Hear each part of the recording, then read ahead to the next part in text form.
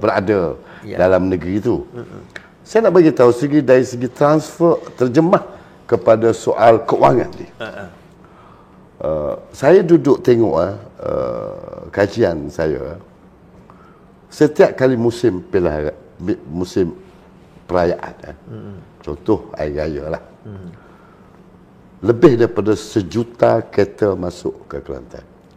1 juta kereta itu yang sesak ni, yang 12 jam, 18 jam, 24 jam yang tak sampai-sampai ni. Terlalu sesak di jalan kecil. Setiap orang, satu kereta kita ambil lah 3 orang ni. Setiap orang tu belanja RM300 untuk 1 minggu berada di Kelantan.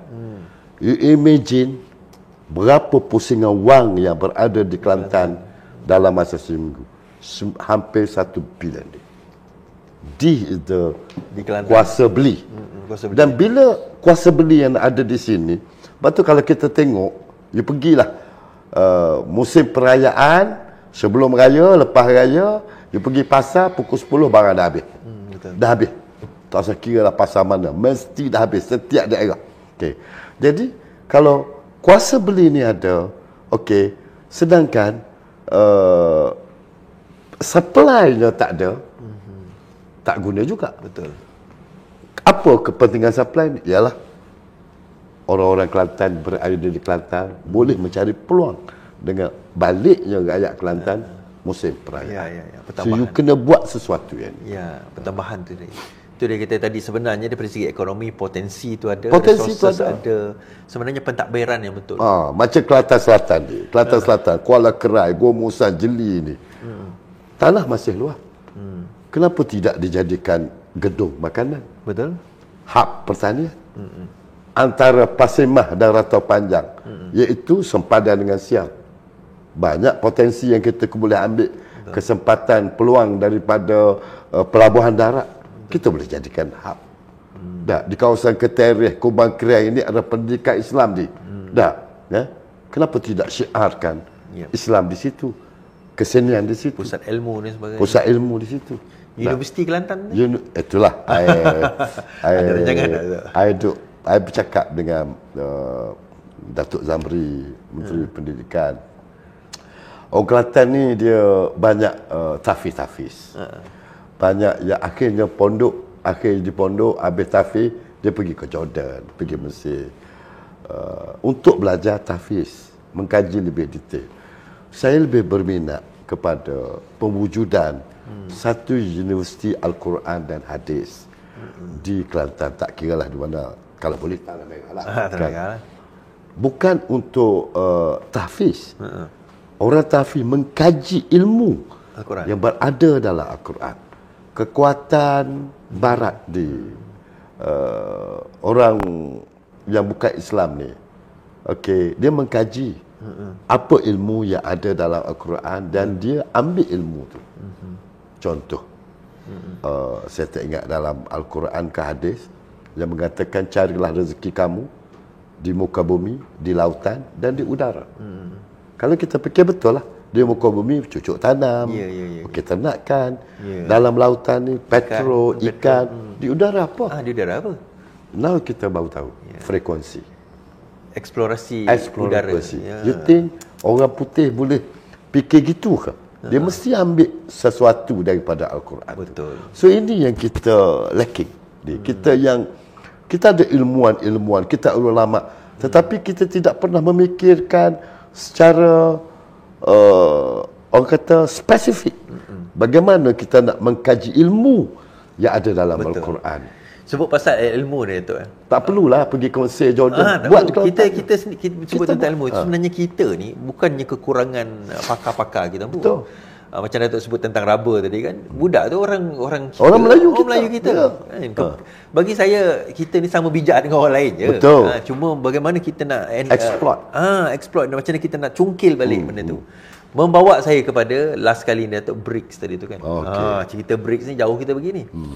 Kenyataan Datuk sampai dipetik oleh akhbar Rusia. Boleh ceritakan sikit berkenaan apa Datuk dan kenapa Rusia berminat kita? Masa kita buat engagement dinner dengan wartawan di Kota Baru 10 hari lepas ke, saya tak ingat lah. Okey, dia bertanya tentang bagaimana industri getah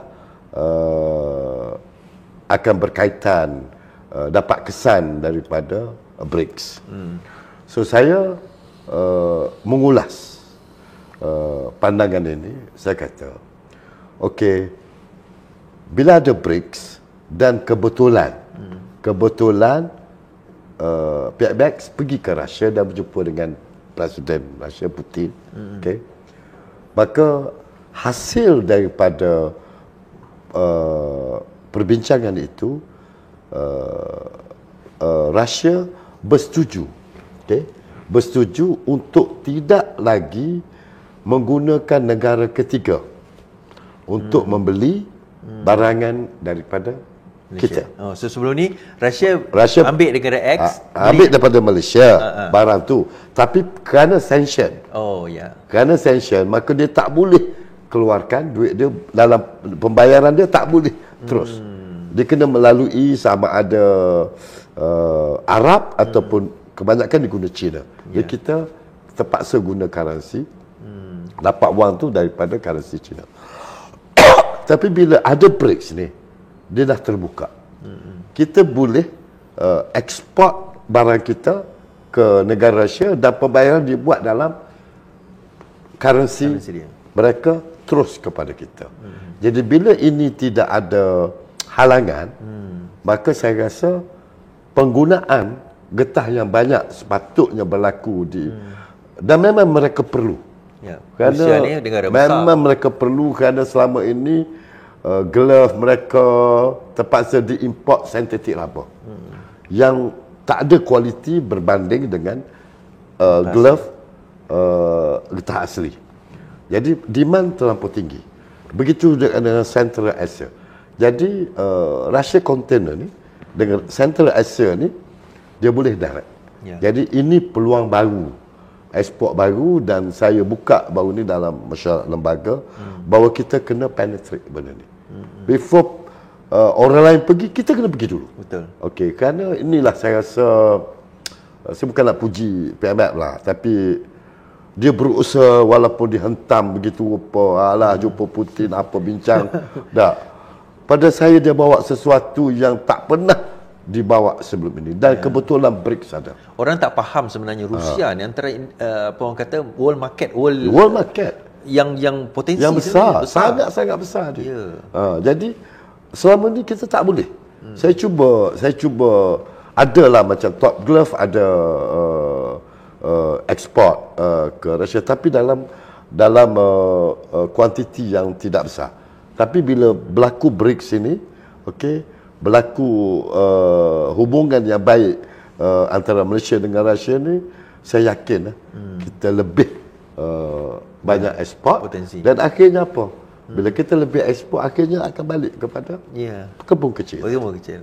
Tu saya kata, dan mungkin lepas ni Kelantan dah kena buka dah. InsyaAllah. Kebun-kebun yang mana dah kita pun Datuk Johari Ghani telah pun memberi arahan kepada lembaga getah dan untuk konsolidatkan balik pengkumpul-kumpul kecil ni. Kerana kalau buat bersendirian mungkin tidak mampu.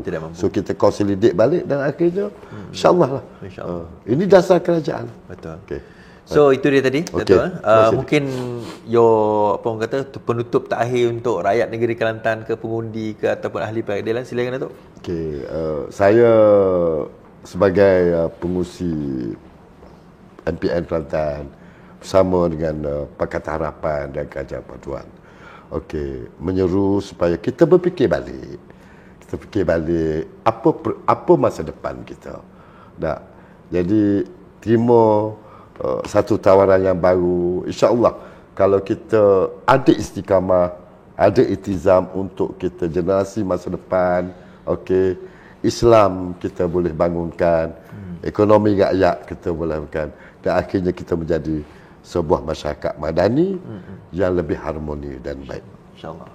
Itu dia tadi. Terima kasih Datuk Supardi. Terima kasih juga pada tuan-tuan dan puan-puan. Macam kita tadilah, pembangunan negara kita madani ni kita nak selarikan. Kita tak nak negeri ada negeri yang tertinggal daripada segi pembangunan sebenarnya, ekonomi. Sebab politik ni sebab pentadbiran. Politik ni bagaimana kita mengatur tata kelola rakyat di dalamnya. Dan kita nak sebenarnya kalau boleh insya-Allah cita-cita kita Kelantan lagi maju. Sama maju atau lebih maju daripada Selangor contohnya.